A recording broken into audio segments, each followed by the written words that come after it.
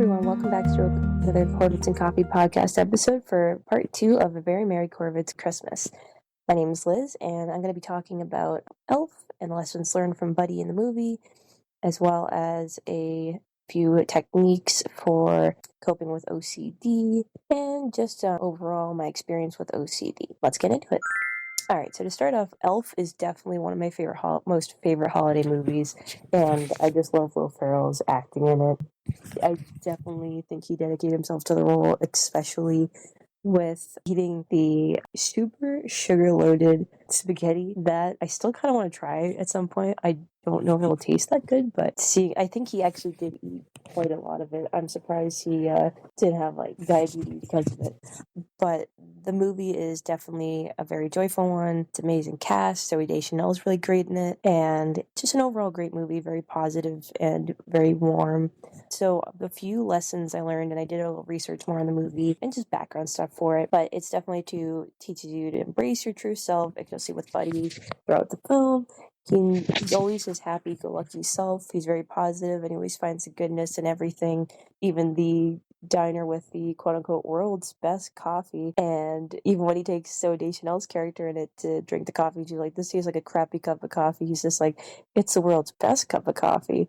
He always just knows how to make things, to put a positive spin on things that you wouldn't think, would be great, mundane stuff. And, it kind of teaches you that you should, always be true to yourself, be yourself, and always, spread that kindness and cheer. You never know who will need it. And I think that really resonates with me, especially since I'm very friendly of a person. I love talking to people and brightening people's days if I can, and just finding the joy in those moments. It always brings me joy to talk to people and meet new people, especially through work. So, I feel like I resonate with Buddy that way. And I've always been like that as a kid, ever since I was a kid. And I was definitely a little more shy as a kid, but I'd say as I got older, especially with my first job and getting to be more customer facing, it definitely helped me get out of my shell, and it made me realize that I could meet a lot of interesting and cool people and learn their stories and just kind of work on my social skills, and it really helped me. But yeah, the joy you spread, it really can impact people, whether you think you make a difference. You don't realize that,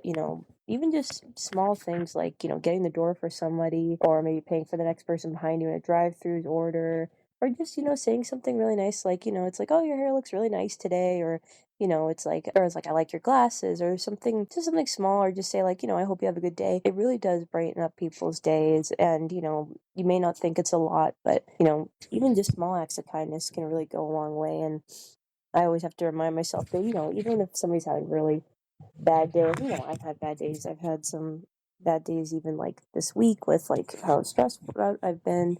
I just try and remember the goodness in it. When I get to see my parents, even when I see them just on lunch break for a little bit and just get to talk with them and catch up, it makes me feel very happy, very fulfilled, and very grateful to have them. And they always, inspire kindness in my life and always make me feel happy. And seeing them gives me happiness. But yeah, I would say you should also just be very kind and supportive. Buddy's kindness is ultimately what wins people over, and I always try and bring that to my life. When I meet people and set a good impression going forward, even just to make them smile, I always strive to do that. Complimenting someone and listening, being a good friend. I'm always trying to improve myself. I've worked on it a lot more, I would say, this year, especially with just my life, and also just, helping others. And, don't be afraid to be different. One of the most important takeaways is how Buddy doesn't let being different stop him from being himself, especially the crazy stuff he does. But, it definitely, this hits home for me, especially when I think about my OCD, and it makes me feel different sometimes. And I've struggled with OCD since I was, I think, to remember it, as early as 10 years old. Maybe even earlier than that. I had actually seen a therapist for it that had diagnosed me with OCD. This also plays into a whole, genetic component, because I do have a relative that has OCD. Unfortunately, it's to a much stronger effect in their life. They're still an amazing person, but it definitely is a very big impact on their life. Not to say mine's not a big impact on my life, but I've been able to receive, therapy for it and to work on my own coping skills with it. Unfortunately, recently, it has kind of been more encroaching on my daily routine and life due to a lot of stress lately, just with my mental health, with my physical health, with a lot of stress load just from things going on. Work can be very stressful. I still do really much love my work, but it does it has creeped up on me a lot more. And unfortunately, with some of that, to talk about it a little bit, it can kind of manifest in a lot of ways. And one of those ways being that, I touch things repeatedly. Like I touch different surfaces. I'll touch them like 5, 6 times. I'll play with buttons in my car and I'll like move the mirrors around on my side view mirrors. Like I'll be moving that around, clicking the button. I have like a little kind of button on the left hand side I will play with. I'll constantly fix the dice I have hanging from on my dash, and I'll repeat stuff. I'll rewrite stuff like 5 different times. I'll retype stuff a lot on my phone or whether it's on my keyboard, just that kind of stuff. And even if it's not perfect, I just do it, and it's very obsessive. It's a need I need to fulfill. It's this urge that just kind of creeps up, and it comes out a lot with stress.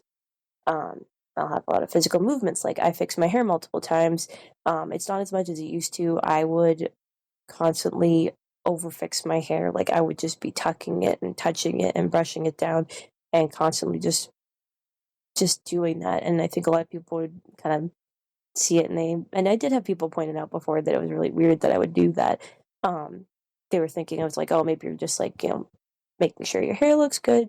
No, it's more of a comfort thing. So whenever I do that, and it's happened more recently, it's usually because of, the stress, and it brings out these sort of tics and these sort of urges. So unfortunately, it does get to a point where it gets very out of control in a way, and it's almost a way of gaining that control when I do give into the urge. I also do kind of get a lot of little jerks like in my head or my neck or my hands, even my feet sometimes, and it will just kind of come out. It happens a lot with usually stress or like lack of sleep, and I haven't had the best sleep schedule, unfortunately.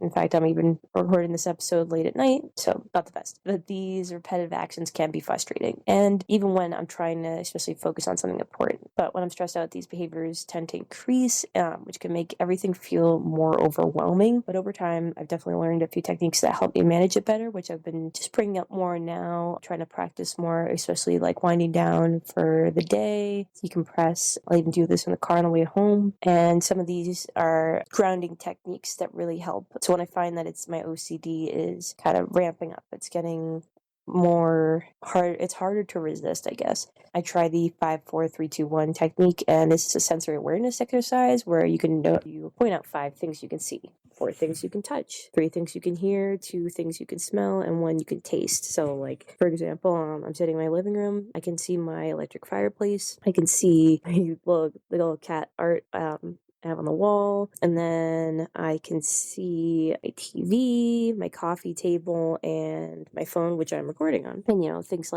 you can hear. I can hear the electric fireplace. I can hear myself talking into the mic. Just those sort of things. And that kind of helps, bring me back to the moment. It helps me focus on other things, like focusing on those techniques kind of takes my mind off of that urge and the tics that, try and kind of come up, like doing things repeatedly. So it brings me back to the present. It helps ground me in the moment. Do a lot of breathing exercises like breathing in, counting till 4, holding for 4, and then breathing out for 4. And that helps. I do that a few times.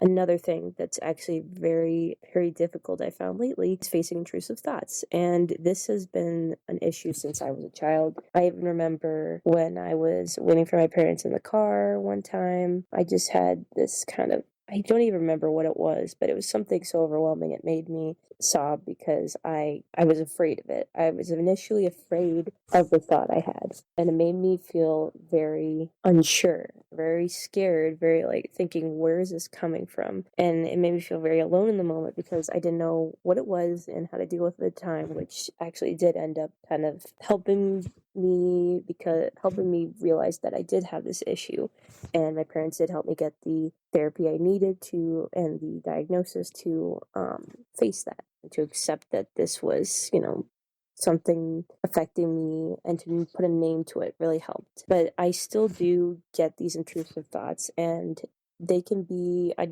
don't like talking about all of them, but I don't really like talking about them at all. I do have to face them though, because even though they're scary, they're just a thought, which is another way I face them, especially if I see things like disturbing images or things that just pop into my head, really random things that it's almost like they're just pulling from the void.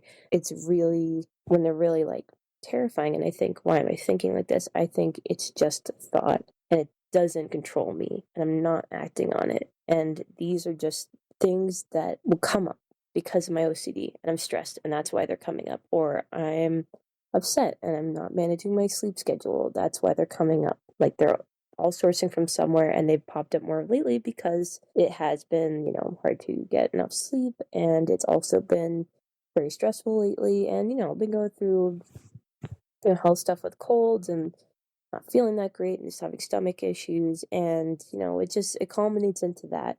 And knowing that those are the causes, I can control those things to a certain degree and help maintain, I get a better sleep schedule. I was able to get some more sleep last night, which was good, but it just being able to work on that, being able to know what the triggers are and how to face them. But accepting those thoughts helps take that power away from it, makes it a lot smaller. And I'm going to compare it to one of my favorite horror movies, even though, it's just like that, it's probably a weird correlation, but which I do want to talk about in the future, some more movies and analyze more movies. But one being The Babadook, which actually, the whole thing about that movie is it's a whole lesson on accepting grief and facing the pain of that grief. And for me, it kind of relates in a way that it's facing those thoughts that you try and shove it down, you try and just ignore it and just push it down further, but it keeps growing, and it's this giant thing that's amassed to the size of feels like a skyscraper. But when you face it head on and you look at these thoughts and you think they're nothing but thoughts and they're only happening because of this reason, you're not a bad person for having these thoughts. And if anything, just knowing that these are coming up because of this, because of the OCD, makes more sense, and it brings you more peace knowing that, even if you're thinking why am I thinking these thoughts? That makes me such a bad person. Why would I be thinking of that? Questioning that. I mean, you're already not acting on them, and you're questioning these and thinking, I would never do that, and I don't want to do that. If anything, that proves that you're more in control than you think, and that these are just because of it, because of the OCD. But yeah, the techniques, they don't make OCD go away entirely. It does help in the moment, and it helps for the time. It helps for a while sometimes, but it does make you feel more in control and less overwhelmed. And if you're dealing with anything similar, I hope these ideas, might help you too. And remember, it's okay to ask for help, whether it's talking to a therapist, a friend, or even just journaling or sharing what's going on, can make a big difference. And you should have, that support, even if it's just one person, to make that difference in your life. And it helps because, there are other people out there that deal with this issue. I mean, so you're never going to be alone. And, maybe even going to group therapy and talking about this and talking about how it's affected your life, it makes you realize, it's like that there are other people that have the same issue, even if you think, oh, I'm the only one having this issue. There are other people that have this issue too, and it's good to connect with them and know you're not alone in this.